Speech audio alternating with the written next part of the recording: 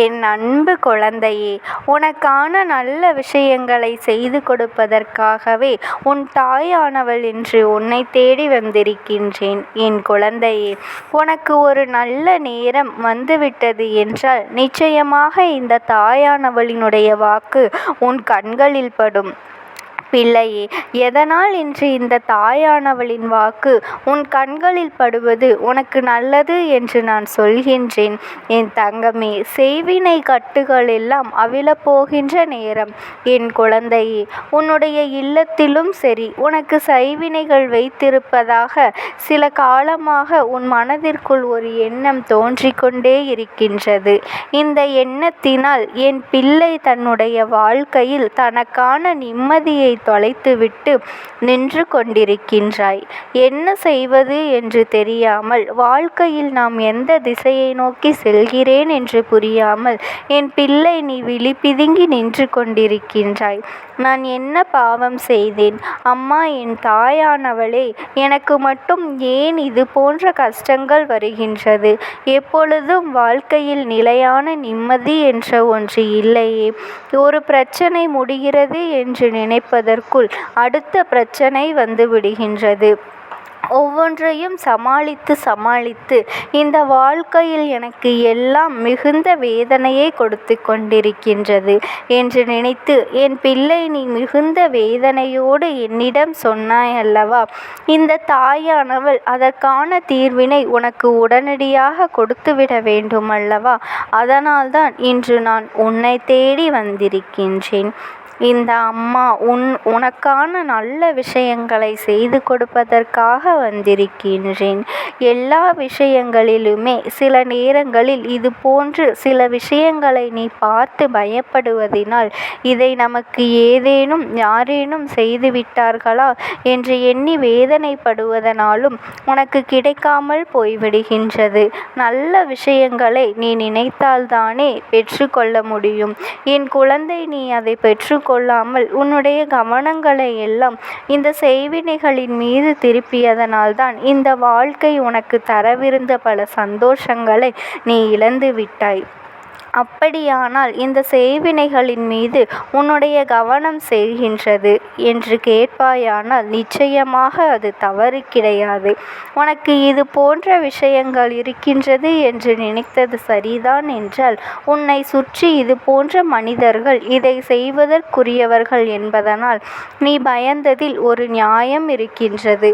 அதனால் அந்த நேரத்தில் நீ என்ன செய்திருக்க வேண்டும் தெரியுமா? உனக்கு நான் வணங்குகின்ற என் தெய்வத்தின் மீது நம்பிக்கை இருக்கின்றது. நான் வணங்குகின்ற தாயானவள் என்னை எந்த காலத்திலும் இது போன்ற செய்வினைகளை என் அருகில் கொண்டு வர மாட்டாள்.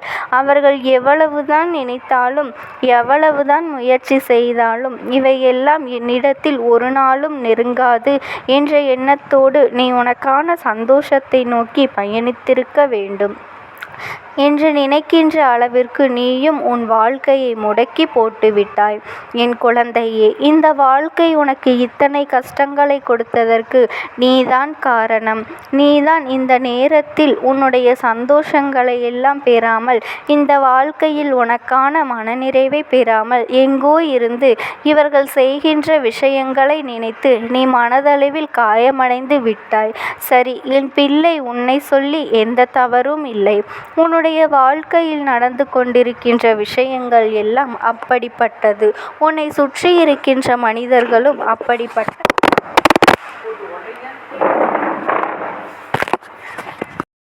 கூட தீய விஷயங்களை பற்றி உன்னிடம் பேசினால் ஒருபொழுதும் நீ அதனை ஏற்றுக்கொள்ள மாட்டாய். அப்படி இருக்கின்ற உனக்கு நிச்சயமாக ஒருவர் துரோகத்தை செய்கின்றார்கள் என்றால் நீ அவர்கள் செய்கின்ற தீய விஷயத்தையும் ஆதரிக்கவில்லை என்பதுதான் மிகவும் முக்கியமான காரணம்.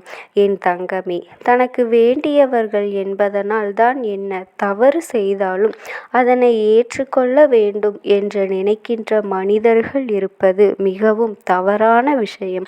அவர்கள் தான் செய்கின்ற தவறுகளை எல்லாம் நீ ஊக்குவிக்க வேண்டும் என்று நினைத்தார்கள். ஆனால் நீயோ அவர்களுக்கு எதிராக செயல்பட்டதனால் உன் வாழ்க்கையில் எந்த எல்லைக்கு வேண்டுமானாலும் சென்று உன்னை காயப்படுத்த துணிந்து விட்டார்கள். அவர்கள் செய்த அந்த விஷயம் என்னவென்று அறியாமல் கூட என் பிள்ளை நீ அவர்களோடு பழகி கொண்டிருக்கின்றாய். என் பிள்ளை, நீ என்ன நினைக்கின்றாய்? நான் நியாயமாகத்தானே செயல்படுகின்றேன். அதற்கு அவர்கள் நம்மீது எப்படி கோபப்பட போகின்றார்கள் என்று நினைத்து நீ உன்னுடைய வேலையை செய்து கொண்டிருக்கின்றாய். ஆனால் உன்னுடைய மனது போல அவர்களினுடைய மனது இல்லை. அவர்களினுடைய எண்ணங்கள் தனக்கு ஆதரவு கொடுக்காத உன்னுடைய வாழ்க்கையை நாசமாக்க வேண்டும் என்பது மட்டும்தான். அவர்களின் எண்ணங்கள் மிகவும் தவறானது. ஆனால் உனக்கு அதை பற்றி எதுவுமே இதுவரை தெரியவில்லையே. நீயோ உனக்கு நடந்த சில துரோகங்களுக்கு காரணமே தெரியாமல் இருந்து கொண்டிருக்கின்றாய் என்று இந்த அம்மா நான் சொல்லும் பொழுதாவது, உன் வாழ்க்கையில் பச்சை துரோகங்களை செய்தவர்கள், நீ கொடுக்காத ஆதரவினால் மனம் விரும்பியவர்கள், தவறை செய்துவிட்டு இங்கே உன்னிடத்தில் ஆறுதலை தேடியவர்கள், நல்ல விஷயங்களை செய்தால் அதற்கு ஆதரவு கிடைக்கும் என்று நம்பியவர்கள், கெட்ட விஷயங்கள் செய்தால் அதற்கு எதிர்ப்பு கிடைக்கும் என்று மட்டும் ஏன் ஏற்றுக்கொள்ளாமல் இருந்து விட்டார்கள் என்றுதான் உன் அம்மா எனக்கும் புரியவில்லை. என் தங்கமே, உன்னுடைய மனது என்ன சொல்கின்றதோ, உன்னுடைய மனசாட்சி என்ன சொல்கின்றதோ அதை கேட்டு நடந்து கொள்கின்ற என் பிள்ளையல்லவா நீ. நிச்சயமாக உன் வாழ்க்கையில் நடந்த விஷயங்களை சரி செய்து கொண்டு இப்பொழுதெல்லாம் எந்த ஒரு தீயவர்களுக்கும் துணை போவது கிடையாது. ஏனென்றால் நீ வாழ்க்கையில் பட்ட அனுபவங்கள் அத்தனை பெரிய ஒரு சிறிய தவறினை செய்ததற்காக நீ அனுபவித்த கஷ்டங்கள் வாழ்க்கையில் அத்தனை பெரியது. வேண்டாம் என்று கதறி அழுகின்ற அளவிற்கு அத்தனை கஷ்டங்களை வாழ்க்கையில் அனுபவித்து இருக்கின்றாய். அதன் பிறகுதான் என் பிள்ளை எந்த ஒரு தவறுக்கும் துணை போவது கிடையாது. என் பிள்ளை, நீ எந்த ஒரு தவறுக்கும் ஒரு நாளும் துணை நிற்பதும் கிடையாது. ஆனால் நீ இன்று செய்த தவறு இன்னமும் உன்னை விடாமல் துரத்தி கொண்டுதான் இருக்கின்றது. நீ ஏற்கனவே தவறு செய்தவர்தானே. அதனால்தான் நான் செய்கின்ற தவறை உன்னால் ஏற்றுக்கொள்ள முடியாததாய் என்று கேட்கின்ற அளவிற்கு உன்னோடு பழகுகின்றவர்கள் எல்லாம் இருக்கின்றார்கள். மாறாக நீ திருந்தி நல்ல வழியில் இருக்கின்றாய் என்பதற்காக உனக்கு ஆதரவு தெரிவிக்க யாரும் இல்லை. மீண்டும் தீய வழிக்கு சென்றுவிடக்கூடாது என்பதற்காக உனக்கு உதவிகளை செய்பவரும் யாரும் இல்லை. என் தங்கமே, யார் வேண்டுமானாலும் என்ன வேண்டுமானாலும் செய்துவிட்டு போகட்டும். என் குழந்தை, நான் சொல்கின்ற இந்த பெயரில் முதல் எழுத்தில் ஒருவர்தான் உனக்கு இது போன்ற காரியங்களை செய்து கொண்டு இருக்கின்றார்கள். நான் சில எழுத்துக்களை உனக்கு சொல்கின்றேன். நிச்சயமாக இந்த எழுத்தில் ஏதாவது ஒரு எழுத்தில் தொடங்குகின்ற உன்னோடு எப்பொழுதும் நன்றாக பழகி கொண்டிருக்கின்ற ஒருவரின் பெயர் தொடங்கும். நிச்சயமாக அவர்தான் உனக்கு இது போன்ற செயல்களை செய்து கொண்டிருக்கின்றார். என் தங்கமே, நான் சொல்கின்ற பெயர்கள் வரிசையில் எந்த வரிசையில் வருகின்றதோ அந்த எழுத்துக்கள் தான் உனக்கு கூடவே இருந்து கொண்டு உனக்கு கெடுதலை செய்கின்றவர்கள். அதாவது கோ என்றால் வரிசையில் நீ முழுமையாக எடுத்துக்கொள்ளலாம். பெண் குழந்தை, முக்கியமாக பா என்ற எழுத்தையும் நீ எடுத்துக்கொள்ள வேண்டும். இந்த எழுத்துக்களில் ஏதோ ஒரு எழுத்தினை உடைய பெயரின் முதல் எழுத்தாக கொண்டவர்தான் உனக்கு இந்த துரோகத்தை யோசிக்காமல், சற்றும் ஒரு துளி கூட யோசிக்காமல் செய்து கொண்டு இருக்கின்றார்கள். என் தங்கமே, இனியாவது நீ விழித்து கொள்ள வேண்டும். தவறு செய்ததை உணர்ந்து கொண்டவன் ஒரு நாளும் தண்டிக்கப்படக்கூடாது.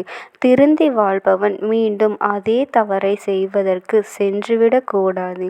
என் குழந்தை, நீ இன்று இருக்கின்ற மனநிலையில் உறுதியாக இரு. அதனால் உனக்கு எந்த கெடுதலும் நிகழப்போவது கிடையாது என்பதனையும் புரிந்து கொள். என் தங்கமே, தங்கமே, துரோகங்களை செய்துவிட்டு நிம்மதியாக உறங்குகின்றார்கள். எப்படி அந்த உறக்கம் அவர்களுக்கு வருகின்றது என்று தெரியவில்லை அல்லவா?